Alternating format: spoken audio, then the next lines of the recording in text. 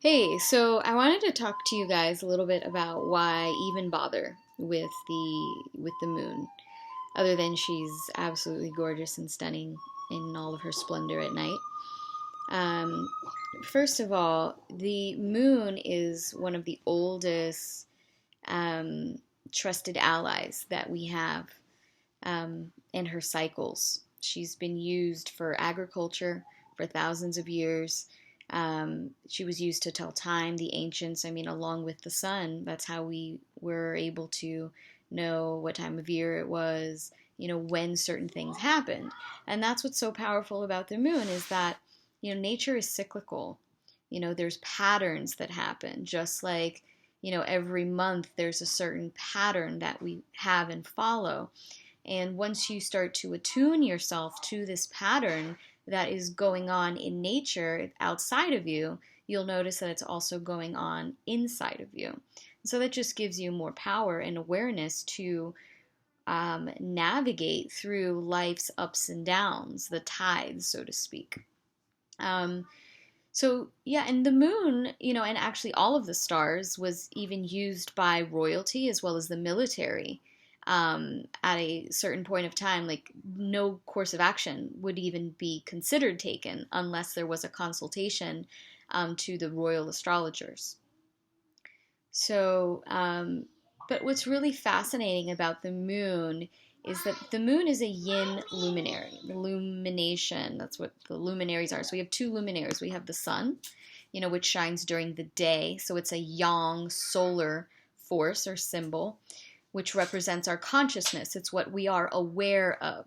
Like almost everybody's aware of their sun sign, right? Because you know what time of year you were born. It's that, sun sign. But the moon is usually what we're not aware of. The moon represents, just 1 minute, Mimi, okay? Okay?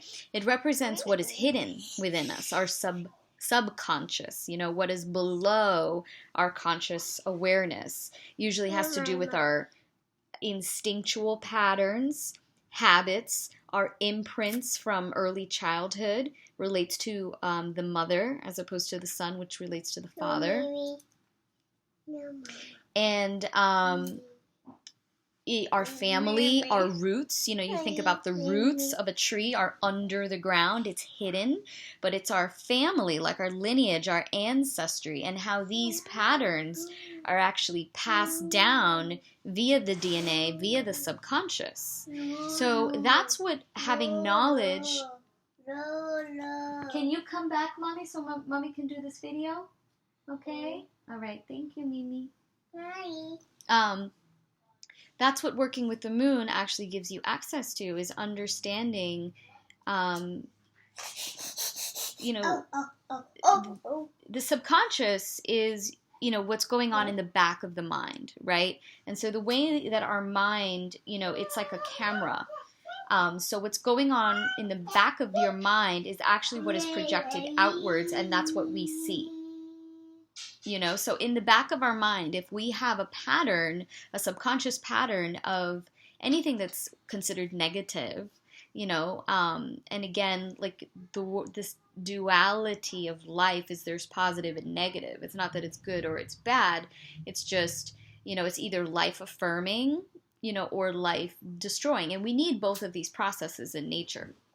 But going back to if what's going on in the back of our mind is negative, such as negative thoughts, self-defeating thoughts, then what we're going to see outside of ourselves is that. So if I'm thinking I'm not good enough or I can't do it or any sort of self-sabotagement, then that's what you see out in life. But if you can switch your subconscious nature, first of all, becoming aware that you have one, any subconscious patterns that you have that aren't in alignment with what you really want for your life, then you will start having a better outlook on life, a better feeling, more happiness, more clarity, more focus, on attaining and manifesting what it is that you want to achieve.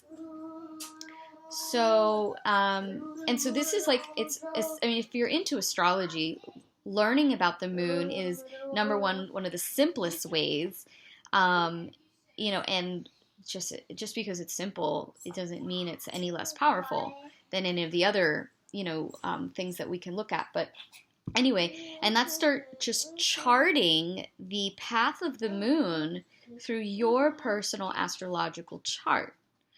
So, and you'll start to see like, oh wow, every time of month this happens, you know? And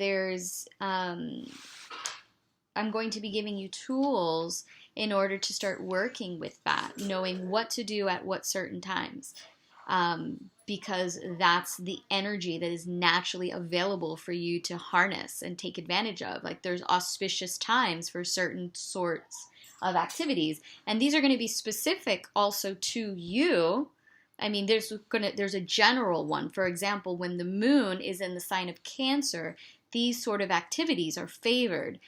But because you're going to learn how to apply that to your personal chart, you'll know that when the moon, yes, it's in Cancer, but where is that in your personal chart? You'll know that these activities, you know, or inactivities, however you want to look at it, are favorable. Also, what challenges may come up for you. And that way you are, number one, aware of it. You can prepare for it, you know, as best as you can. And then actually have a choice, more of an empowered choice to either continue a karmic pattern, you know, or some sort of pattern that is either working for you or it's not working for you. And if it's not, then you can change that to start shifting, because this is all about patterns, right? Like, yes, astrology you may think it's some woo-woo new age sort of thing, but the fact is it's actually really, really old. You know, when I was in Chinese medicine school, you know, like we learned like where did this even come from? And the way that it came about was these sages would just sit outside in nature and just watch nature. Watch the moon, watch the stars, the sun, the birds, the seasons, and they would, you know, make sense of that and have understanding of that and realize that, you know, all of these things happen over and over again. And so there's larger cycles than just the moon, larger cycles than just the sun. And once we start to be aware of that, you know, it's just so empowering, you know, and my goal is to not only empower you, but actually give you access to more joy and creativity and have fun, you know, with this system. I'm starting to think, is there's anything else that I wanted to share with you on this? Yeah, our bodies are over 75% water, and we know that the moon controls the tides of this planet, of the ocean, you know? And so we are a microsystem of our planet, of our Mother Earth. Microsystems mean it's a small part that represents the whole. This is where even the holistic concept comes from, is our bodies are a small representation of what's going on at large globally. You know, and there's places on our body that are microsystems. You've heard of reflexology. It's the bottom of your feet. But, you know, it's also different parts of the body, but most people are familiar with the reflex zones on your feet. It's a small part of the body that actually represents the whole body. And we are microsystems of the planetary bodies, you know? So those different planets, there are actually forces within us, different archetypes or different voices that we have inside of us. So by working with these planetary bodies, we are bringing heaven to earth. The power and the beauty and the divinity of these luminous beings, you know, we're bringing that awareness and harnessing it and creating life here on earth. So it's pretty rad. I hope that you enjoyed this video, and there are a few more that will be in this training. And yeah, if you have any questions specifically about this, please feel free to email me. Okay, bye.